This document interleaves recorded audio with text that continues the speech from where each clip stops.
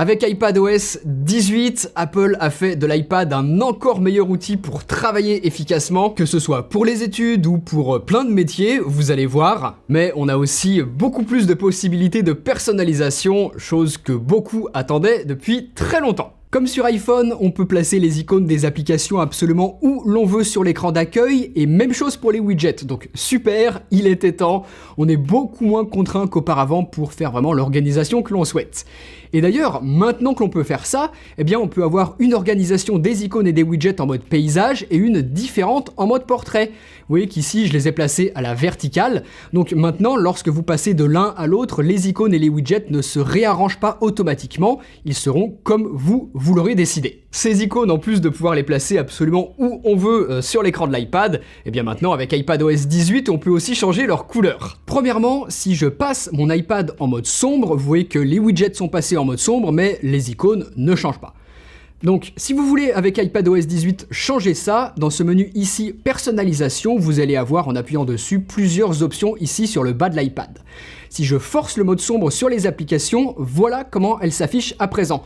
Donc vous voyez que toutes celles du dock sont différentes, certaines sur mon écran d'accueil sont différentes, mais pas toutes. Reddit n'est pas à jour, Twitch n'est pas à jour, X non plus, donc il va falloir que les développeurs s'adaptent à ce nouveau mode d'affichage d'iPadOS 18, mais en tout cas, voilà comment les icônes peuvent s'afficher avec le mode clair et le mode sombre. Donc soit vous passez par l'un de ces deux réglages et vous forcez celui qui vous intéresse, soit vous vous mettez comme ici en mode automatique, et là, la couleur des icônes changera automatiquement que vous soyez en mode clair ou en mode sombre sur votre iPad. Donc, à vous de voir si vous trouvez ça bien ou pas. Moi, je suis pas hyper fan de ce mode sombre. Et le dernier, c'est celui-ci qui permet de coloriser les icônes des applications, dans un premier temps uniquement basé sur votre fond d'écran. Donc là, ça m'a repris le orange. Mais sinon, bien évidemment, vous allez pouvoir choisir vous-même précisément la teinte et la saturation des couleurs des icônes. Je suis pas hyper fan du résultat, c'est quand même rarement esthétique je trouve, et je suis même surpris qu'Apple ait pris cette direction avec iPadOS et iOS. Mais en tout cas voilà, si vous trouvez ça cool, que vous avez envie de le faire, eh bien vous pouvez. Et si vous trouvez ça moche, eh bien oubliez tout simplement que cette fonctionnalité existe, il n'y a rien qui vous y oblige. Ensuite, iPadOS 18 permet de cacher le nom juste en dessous des icônes des applications. Donc pour ça, vous retournez dans le même menu que tout à l'heure, ici dans personnalisation, et là vous avez la possibilité d'afficher les icônes en grand comme ceci, et là à ce moment-là, le nom qui était en dessous est enlevé, sur toutes les icônes de votre écran d'accueil, que ce soit sur la première page ou la deuxième et les suivantes. Donc malheureusement, vous ne pouvez pas garder le petit affichage des icônes et enlever le nom. Pour ne pas l'avoir juste en dessous, vous serez obligé d'afficher les icônes en grand. Mais en tout cas, voilà, si vous n'aimiez pas ça, vous pouvez le faire. Et puis pour ceux qui voudraient mon fond d'écran, que ce soit sur iPhone ou sur iPad, je vous l'ai mis en description de vidéo. Si ce sont plutôt des accessoires que vous cherchez pour équiper votre iPad notamment, Ugreen, le sponsor de cette vidéo, a des nouvelles batteries externes très pratiques. Disponibles en 12 000, 20 000 et 25 000 mAh, elles sont idéales pour recharger son smartphone, une tablette, des écouteurs sans fil, un ordinateur, une console portable, bref, tout ce que vous pourriez avoir besoin d'emporter en déplacement. La 12 000 mAh, vraiment, elle est toute légère. Moi, je sais que je la garde en permanence sur moi, dans mon sac à dos, lorsque je suis en déplacement. Les modèles 20 000 et 25 000 mAh sont plutôt faits pour les voyages. Il y a plus de ports de charge dessus, une plus grosse puissance de charge également, qui permet par exemple de recharger votre MacBook Pro à pleine vitesse lorsque vous travaillez dans le train ou l'avion. Toutes les batteries externes Ugreen Nexode sont d'ailleurs compatibles en cabine dans l'avion, et le système intégré Thermal Guard surveille les changements de température en temps réel, et on évite ainsi tout problème de surchauffe. Vous le voyez, les batteries embarquent aussi un petit écran qui affiche en temps réel la batterie restante, le voltage de chaque port ou encore le temps restant à charger, donc c'est bien pratique. Et enfin, Ugreen garantit encore 80% de capacité de batterie après 1000 cycles de charge et décharge sur les modèles 130 et 200 watts. Donc ce seront des batteries qui vous dureront dans le temps, et si vous avez envie de vous équiper, eh bien je vous laisse regarder le lien qui est juste en dessous dans la description de la vidéo. Dans iPadOS 18, la calculatrice fait enfin son apparition sur l'iPad. Donc ça va être exactement la même que celle qu'on a sous iOS 18 sur l'iPhone. Vous allez pouvoir faire vos calculs sans avoir besoin de télécharger une application calculatrice tierce. Et ce qui est pratique, c'est que maintenant, avec ce volet par lequel on accède ici en haut à gauche, on retrouve tous nos anciens calculs, ceux qu'on a fait les jours précédents, les semaines précédentes. On peut revenir dessus, retrouver un résultat ou même continuer notre calcul à partir du dernier résultat que l'on avait obtenu. Donc voilà, ça c'est pour la calculatrice de base. Ensuite, on a un bouton pour accéder très rapidement à la calculatrice scientifique, plus évoluée. Et enfin, on a la possibilité de faire des conversions. Donc par défaut, on tombe automatiquement sur des conversions de devises.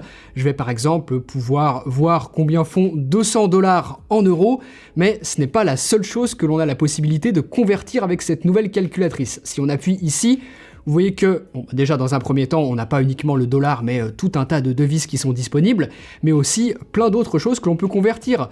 Des données, des volumes, des surfaces, des temps, des poids, des températures, des angles, même des superficies. Ici, par exemple, si je sélectionne hectares, je peux très bien rapidement voir combien en mètres carrés font 8 hectares, par exemple. 8, hop, 80 000 mètres carrés. Ça, je vous l'avais montré, on peut aussi le faire sur iPhone, mais là où ça devient vraiment intéressant sur iPad, c'est lorsqu'on se sert du pencil pour faire nos calculs. Toujours dans la calculatrice, cette fois-ci on va sélectionner les notes mathématiques. Voilà ce qui s'affiche, donc c'est exactement comme dans l'application Notes, on peut se servir du pencil pour écrire nos calculs. Donc regardez, je vais commencer par une addition toute simple, mais là, au lieu que ce soit moi qui calcule le résultat, j'ajoute juste un égal, et hop, iPadOS 18 m'affiche automatiquement le résultat.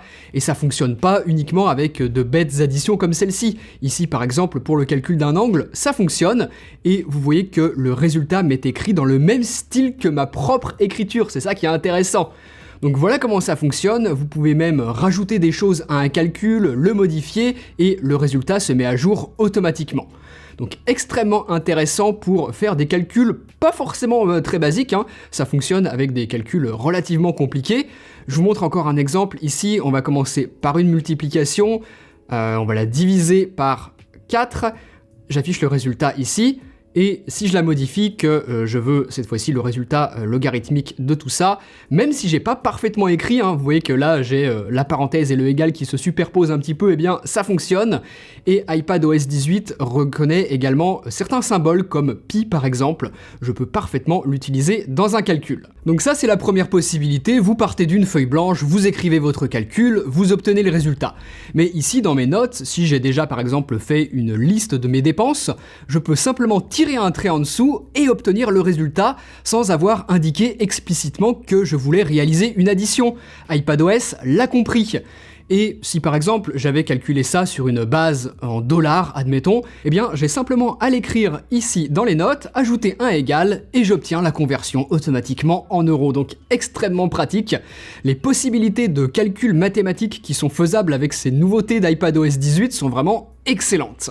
Donc plusieurs façons d'obtenir un résultat, mais si cette fois-ci j'écris au pencil une équation pour laquelle il y a une ou plusieurs inconnus, iPadOS bien évidemment ne connaît pas ces valeurs, donc ne peut pas m'afficher le résultat. Mais par contre, regardez bien ça. Si cette fois j'appuie sur le égal de mon équation, ça me propose d'afficher le graphe correspondant. Le voilà, avec la courbe de tracé à l'intérieur, donc assez incroyable d'avoir ça directement intégré à iPadOS. C'est génial, moi je peux vous dire que si j'avais eu ça pour mes études, ça m'aurait changé la vie, sachant que l'on peut modifier à la volée certaines valeurs et avoir le graphe qui se met à jour en temps réel à côté, vous le voyez. Donc vraiment génial. Et autre possibilité que vous avez, je vais vous écrire une seconde équation en dessous de celle-ci, vous allez voir.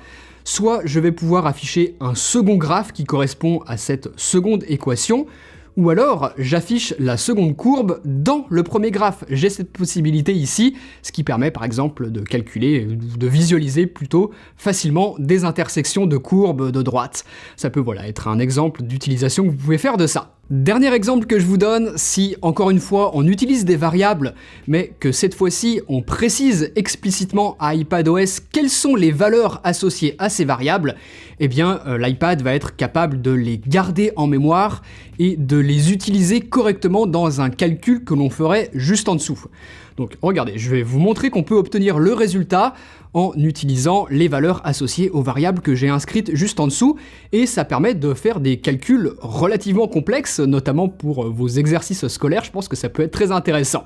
Donc je peux afficher le résultat chiffré, si c'est ça que je cherche dans mon problème mathématique par exemple, ou si c'est plutôt la courbe que je veux, je peux l'obtenir de la même manière que tout à l'heure en insérant le graphique juste à côté. Donc voilà toutes les possibilités que l'on a. Dans plein de métiers, ça peut être très utile, et puis pour les études, évidemment. Donc vraiment, hein, pour les cours, je pense que maintenant qu'on a ces nouvelles possibilités avec iPadOS 18, c'est plus intéressant que jamais de s'équiper d'un iPad et du Pencil. C'est vraiment un combo qui est excellent et qui va vous être très utile. Si par contre vous n'avez pas de Pencil, pas de souci, hein, vous pouvez quand même profiter de cette automatisation des calculs avec iPadOS 18. Ici, je l'ai simplement tapé au clavier et j'obtiens quand même le résultat. C'est juste que c'est beaucoup moins complet que ce que vous pourriez faire en écrivant avec le Pencil. Et puisqu'on est dans les notes, je vous montre une autre nouveauté d'iPadOS 18. Lorsque vous sélectionnez du texte comme ici, on a à présent la possibilité de le surligner en couleur avec ici les couleurs qui sont disponibles. Donc voilà, c'est une nouveauté, ce n'était pas possible avant, mais maintenant on peut. Ensuite, une autre nouveauté d'iPadOS 18, elle aussi liée au Pencil et que je trouve parfaitement intégrée et surtout très intelligente, c'est ce qu'Apple a appelé le Smart Script. Lorsque vous écrivez, même si vous ne faites pas très attention à la manière dont vous le faites, si vous n'avez pas une très jolie écriture, eh bien une fois que vous avez terminé votre phrase, comme ici, regardez, je relâche le Pencil, et hop, iPadOS 18 va automatiquement réarranger les lettres de mes mots pour faire en sorte que mon écriture soit un petit peu plus lisible que lorsque je l'avais moi écrit un petit peu grossièrement. Donc c'est vraiment impressionnant puisque ça s'inspire de notre style d'écriture pour répliquer ça sur les mots qui seront réorganisés. Et si vous faites des fautes d'orthographe comme ici, britannique qui prend bien évidemment 2 N, ça vous le souligne en bleu et vous avez la possibilité de faire une correction orthographique tout en respectant encore une fois notre style d'écriture. Vous pouvez également appuyer quelques instants et coller du texte qui lui aussi sera collé dans votre style d'écriture. Ça c'était du texte que j'avais copié sur un site internet. On peut aussi rester appuyé quelques instants pour déplacer plusieurs mots, plusieurs phrases et ainsi créer des espaces entre plusieurs phrases que l'on aurait écrites pour pouvoir facilement, comme ici, rajouter du texte que l'on aurait oublié d'écrire à certains passages. Donc ça nous évite de tout effacer et de repartir à la fin d'une phrase. On a la possibilité de les décaler. Donc voilà toutes ces possibilités que l'on a avec les nouvelles fonctionnalités Smart Script intégrées à iPadOS 18. Et vraiment la correction orthographique que je vous remontre ici, qui reprend notre style d'écriture, vraiment je trouve ça impressionnant. Si vous faites souvent des fautes d'orthographe, c'est très pratique. Et au lieu d'utiliser la gomme, si vous avez envie de supprimer certains mots, vous pouvez rayer du texte et ça l'enlève automatiquement. Très pratique ça aussi. Avec iPadOS 18, dans Safari, on a dans un premier temps un nouveau lecteur. Donc prenons cet article par exemple, qui a d'ailleurs un paywall. Eh bien, l'affichage du lecteur ici permet de faire sauter le paywall, mais de manière générale d'afficher les articles de manière beaucoup plus agréable à lire sans toute la mise en forme et les publicités. Donc vous pouvez modifier la taille de la police d'écriture, mais aussi modifier cette police.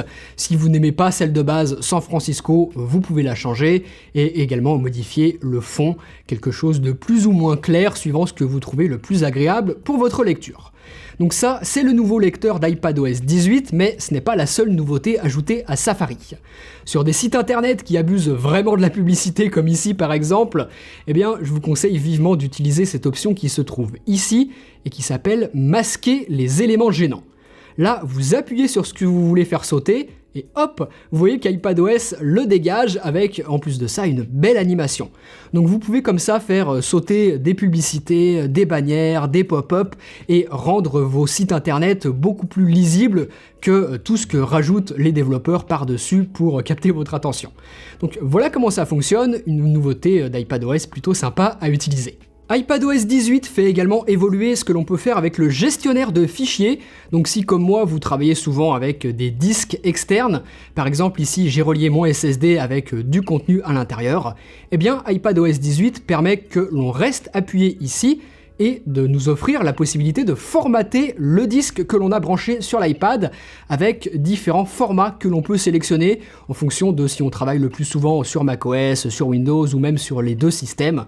Vous choisissez ce que vous préférez, ça va prendre quelques instants à formater le SSD et une fois que c'est terminé, le disque est vide, on repart de zéro. Pratique! Une nouveauté géniale, c'est avec iPadOS 18 la possibilité de verrouiller l'accès à des applications, de les protéger par Face ID. Donc là, l'application s'ouvre normalement, mais si je décide de la verrouiller, je le valide, et bien maintenant, lorsque j'essaye d'ouvrir cette application, le contenu sera flouté, tant que Face ID ne reconnaît pas mon visage en face pour ensuite la déverrouiller. Donc très utile si vous avez des enfants ou que vous partagez un iPad à plusieurs, vous pouvez verrouiller l'accès à certaines applications, mais également ici, les verrouiller et les masquer. Donc vous voyez que ça nous affiche exactement ce que fait cette option, ça va cacher l'application partout dans l'iPad. On ne pourra plus savoir qu'elle est là. Elle disparaît de l'écran d'accueil et les applications que vous aurez cachées se retrouveront ici dans ce dossier des applications masquées, lui-même verrouillé par Face ID, et à l'intérieur donc se trouvent les applications verrouillées et masquées. Donc très pratique à utiliser, et si vous voulez sortir des applications de ce dossier, vous avez simplement à vous réauthentifier avec Face ID, désactiver l'option et l'application reprendra sa place sur votre écran d'accueil. On a également un nouveau centre de contrôle dans iPadOS 18 avec plusieurs pages et on peut glisser d'un coup pour arriver directement à celle qui nous intéresse. Donc voilà comment ça se présente, mais le plus intéressant c'est qu'on peut personnaliser tout ce qui se trouve à l'intérieur. Donc les pages précédentes que je vous ai montrées, on peut totalement les enlever si on veut, et ici sur la première, on va pouvoir modifier tous les petits raccourcis qui s'y trouvent, modifier même la taille du widget ici de la gestion de la musique par exemple. Moi j'aime bien l'avoir en grand, je peux le faire. Tout est personnalisable, sauf pour le moment ici les raccourcis pour les accès réseau, on ne peut pas les dissocier, ils seront dans le groupe, mais iPadOS 18.1 permettra de les avoir individuellement. Donc en tout cas voilà, vous prenez ce qui vous intéresse, vous le placez où vous avez envie, vous choisissez la taille de cet affichage et vous mettez uniquement les choses qui vous sont réellement utiles dans ce nouveau centre de contrôle. Donc voilà, vraiment pas mal de nouveautés qui sont très intéressantes sur iPadOS 18, ça rend l'iPad encore meilleur qu'il ne l'était déjà, mais malheureusement, la nouveauté la plus intéressante, elle est manquante. Apple Intelligence ne sera disponible qu'avec iPadOS 18.1, mais surtout, comme certaines fonctionnalités sont pas franchement compatibles avec notre réglementation européenne, Apple n'a pas voulu prendre de risques et n'a carrément pas rendu disponible Apple Intelligence dans l'Union européenne. Et d'ailleurs, c'est même pas disponible en français. Donc si vous habitez un pays hors Union européenne, par exemple, je sais pas, la Suisse, le Canada, certains pays d'Afrique où l'on parle français, vous ne pourrez pas utiliser Apple Intelligence en français quand il sera disponible, donc ça commence à faire pas mal de choses. Il faudra attendre 2025 pour que le français soit supporté, et sans avoir plus de précision sur le mois de sortie. Donc Apple est visiblement à la bourre, rien n'est prêt pour la sortie d'iOS 18 et d'iPadOS 18. Les fonctionnalités d'Apple Intelligence seront ajoutées au compte-gouttes avec de futures mises à jour. Et puis pour nous, dans l'Union européenne, on n'a absolument aucune certitude de si ce sera disponible tôt ou tard, tant qu'Apple n'a pas trouvé d'accord avec le législateur. Donc très frustrant tout ça, même si certaines fonctionnalités d'iPadOS sont intéressantes, on aurait quand même aimé tout avoir. En attendant, si vous voulez découvrir plein d'astuces sur iPhone ou voir ce que je pense des nouveaux iPhone 16 et 16 Pro, allez voir ces vidéos sur la chaîne YouTube. Salut!